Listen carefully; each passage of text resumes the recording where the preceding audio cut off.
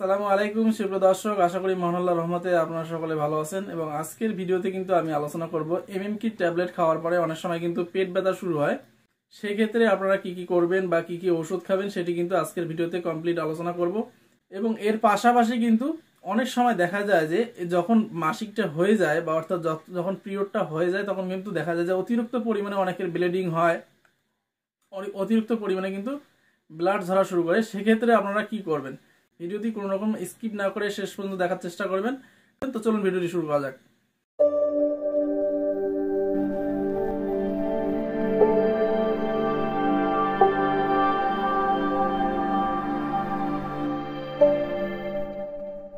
mmkit tablet খাওয়ার পরে যখন পিরিয়ড শুরু হবে বা পিরিয়ড শুরু হয় তখন কিন্তু অনেক সময় দেখা যায় যে অনেকের পেট ব্যথা শুরু হয়, অনেকের কোমর ব্যথা করে, অসহ্য ব্যথা করে। সেই ক্ষেত্রে আপনারা কি কি ওষুধ খাবেন।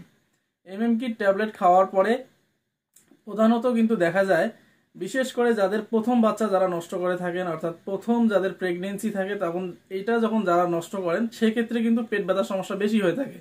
এই ক্ষেত্রে আমি বলবো যখন পেট ব্যথা শুরু হবে তখন কিন্তু আপনারা কি করবেন, হালকা একটা বোতলে, আপনারা দেখতে পাচ্ছেন আমার হাতে এই যে একটা জলের বোতল, এরকম বোতলে কিন্তু হালকা আপনারা কুসুম কুসুম একটু গরম জল নিয়ে নেবেন বা গরম পানি নিয়ে নেবেন। সেক্ষেত্রে এই কুসুম কুসুম গরম পানিটা দিয়ে কিন্তু পেটের মধ্যে হালকা করে আপনারা আলতোভাবে সেঁক দিতে পারেন। এক্ষেত্রে কিন্তু হবে কি, আপনার কিন্তু পিরিয়ডটাও তাড়াতাড়ি হয়ে যাবে এবং এর পাশাপাশি পেট ব্যথার সমস্যা থেকে কিন্তু আপনারা মুক্তি পেতে পারেন। এরপরেও যদি দেখা যায় যে এই গরম জলের সেঁক দেওয়ার পরেও বা গরম পানির সেঁক দেওয়ার পরেও যদি দেখা যায় যে পেট ব্যথা কমে না, সেক্ষেত্রে কিন্তু আপনাদের কিছু মেডিসিন খাওয়ার প্রয়োজন হবে বা কিছু ওষুধ খাওয়ার প্রয়োজন হবে।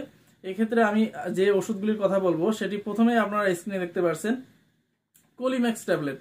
এই ট্যাবলেটটিতে দেওয়া থাকে ডাইসাইক্লোমিন, হাইড্রোক্লোরাইড এবং প্যারাসিটামল।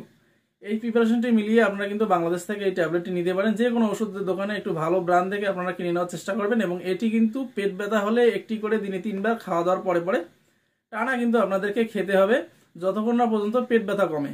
এবং এর পাশাপাশি অনেক সময় দেখা যায় যে অনেকে কিন্তু গ্যাস ফর্ম করে, অর্থাৎ গ্যাস্ট্রাইটিসের কারণে কিন্তু অনেক সময় অনেকের পেট ব্যথা করে। সেক্ষেত্রে কিন্তু আপনাদেরকে ভালো একটি গ্যাসের ওষুধ খাওয়ার প্রয়োজন হবে। এক্ষেত্রে আমি বলবো আপনারা স্ক্রিনে দেখতে পাচ্ছেন প্যান40 ট্যাবলেট। এই ট্যাবলেটটিতে যে প্রিপারেশনটি দেওয়া থাকে সেটা হচ্ছে প্যান্টোপ্রাজল 40 মিলিগ্রাম। এটি কিন্তু আপনারা যে কোনো এই প্যান40 ট্যাবলেট যদি না পাওয়া যায় সেক্ষেত্রে আপনারা যে কোনো ওষুধের দোকান থেকে যে কোনো ব্র্যান্ডের একটু ভালো ব্র্যান্ডের ওষুধ কিনে কিন্তু আপনারা একটা করে দিনে 2 বার খাওয়ার আধ ঘন্টা আগে আপনারা খাওয়ার চেষ্টা করবেন। এবং এর পাশাপাশি কিন্তু অনেক সময় দেখা যায় যে যখন মাসিকটা হয়ে যায় বা অর্থাৎ যখন পিরিয়ডটা হয়ে যায় তখন কিন্তু দেখা যায় যে অতিরিক্ত পরিমাণে অনেকের ব্লিডিং হয়, অতিরিক্ত পরিমাণে কিন্তু ব্লাড ঝরা শুরু করে। সেক্ষেত্রে আপনারা কি করবেন। যেমন এক্ষেত্রে প্রথমেই যে কথাটা আমি বলবো, mmkit ট্যাবলেট খাওয়ার পরে কমসে কম কিন্তু 1 সপ্তাহ অর্থাৎ 7 দিন কিন্তু আপনাকে পুরোপুরি বেড রেস্টে থাকতে হবে, অর্থাৎ বিছানায় থাকতে হবে। কোনো রকম কিন্তু কোনো ভারী কাজ করা যাবে না। অনেকেই কিন্তু এই ভুলটা করেন, অর্থাৎ ভারী কাজ করেন mmkit ট্যাবলেট খাওয়ার পরে, হয়তো বা 2-1 দিনের মধ্যে ব্লাডটা বন্ধ হয়ে যায়। সেক্ষেত্রে কিন্তু পেশেন্ট মনে করেন যে আমি হয়তো ভালো হয়ে গেছি, আমার কোনো রকম কোনো আর সতর্কতা অবলম্বন করার প্রয়োজন নাই। সেক্ষেত্রে ভারী কাজ করেন। অনেকেই কিন্তু বেশি তাড়াতাড়ি কিন্তু হাঁটা চলা করেন, অর্থাৎ জোরে কথা বলেন, অনেক সময় দেখা যায় এরকম বিভিন্ন কাজ কিন্তু করে থাকেন। যেমন গ্রামে অনেকেই কিন্তু কোয়াল ঝাঁকান, সেক্ষেত্রে কিন্তু ব্লিডিংয়ের সমস্যা বেড়ে যায়। বা অনেকে কিন্তু কি করেন, অতিরিক্ত পরিমাণে টেনশন করেন বা আমার কি হবে বা আমার কি হলো, এরকম টেনশন কিন্তু করা যাবে না। অনেক সময় টেনশনের কারণে কিন্তু বিপিটা হাই হয়ে যায়, অর্থাৎ ব্লাড প্রেশার কিন্তু হাই হয়ে যায়। সেক্ষেত্রে কিন্তু ব্লিডিংটা অতিরিক্ত পরিমাণে হয়ে থাকে।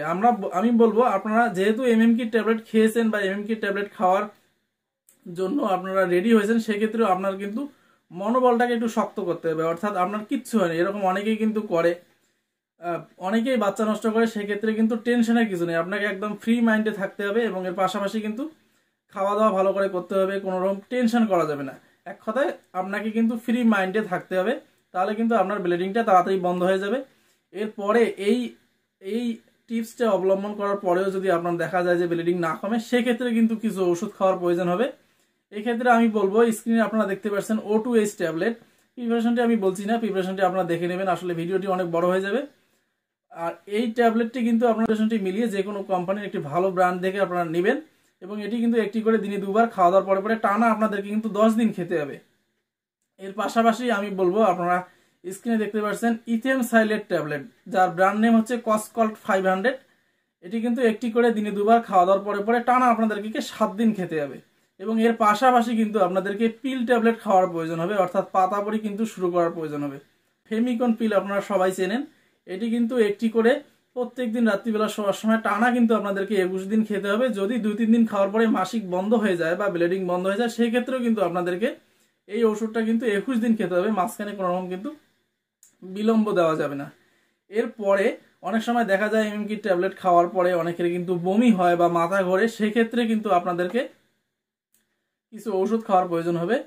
সেই ক্ষেত্রে আপনারা গ্যাসের ওষুধ খাওয়ার পাশাপাশি অন্ডাসেট্রন 4 মিলিগ্রাম, আপনারা স্ক্রিনে দেখতে পাচ্ছেন অনডেম 4 mg ট্যাবলেট।